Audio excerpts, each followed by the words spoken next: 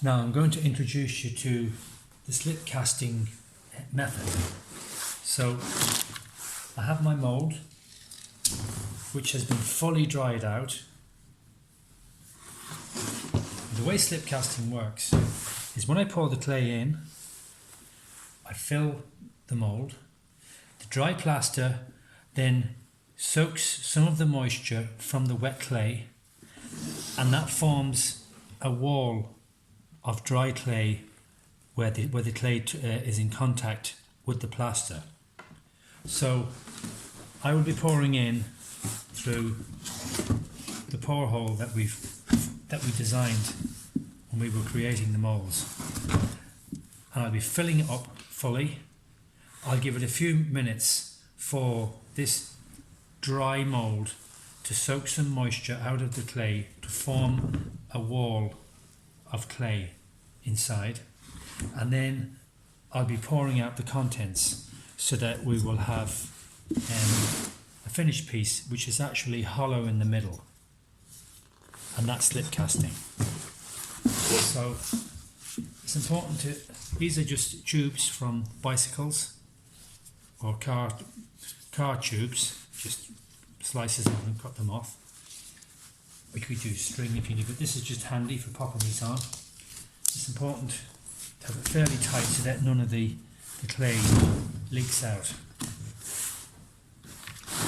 Now with the slip casting clay, you can buy it like this, as you can see. It's just very runny clay. You can make your own, it takes a while, or you can buy it in this form. And it's important to keep mixing it, because some of the heavy clay then can settle to the bottom, and we want it very, very runny in order to flow in and to flow out again afterwards. Okay, so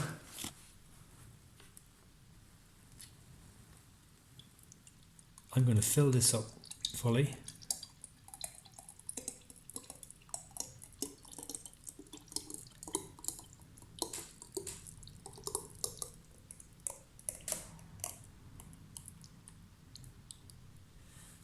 And I can overfill it because as the dry plaster draws the moisture out of the wet clay, this is going to go down. So I have to keep an eye on it for a few minutes and keep topping it up.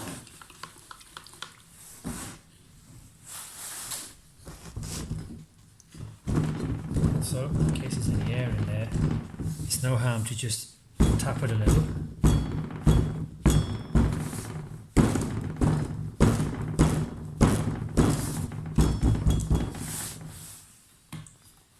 See how it's starting to go down there already. And I like to overfill them a bit, because what's left on top will give you an indication of how the clay is drying out inside.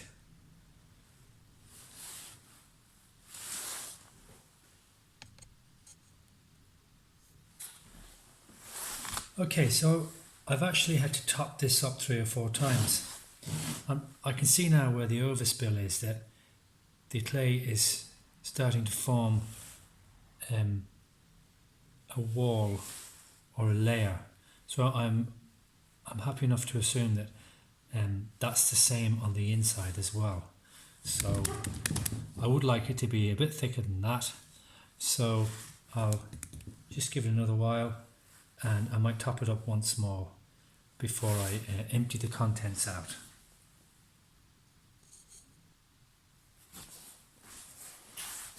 Okay, so it's probably about 15 minutes since I started to fill this mould, and because it hasn't been used in so long, it's really, really dry.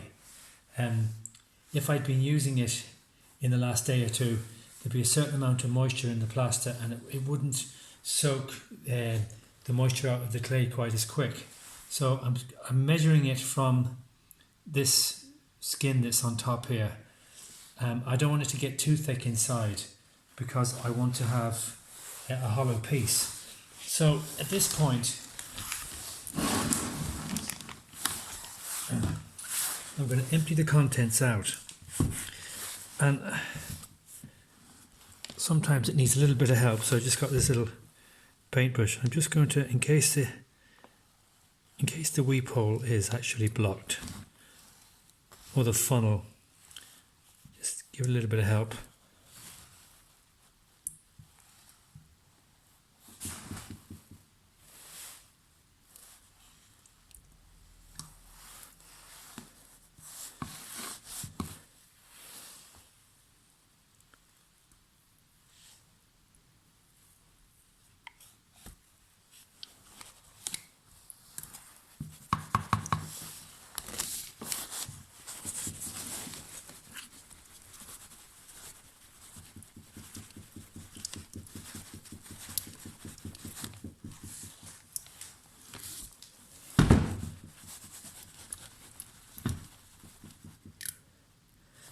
So it's dripping away there.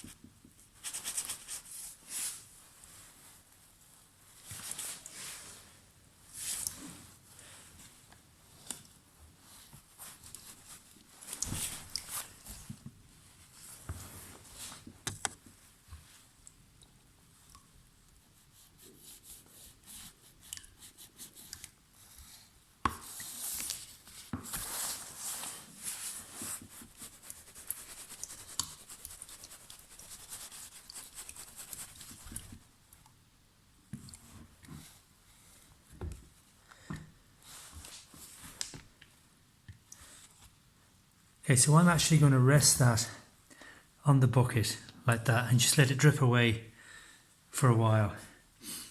And then probably tomorrow I'm going to open the mould and take out the fully formed piece inside.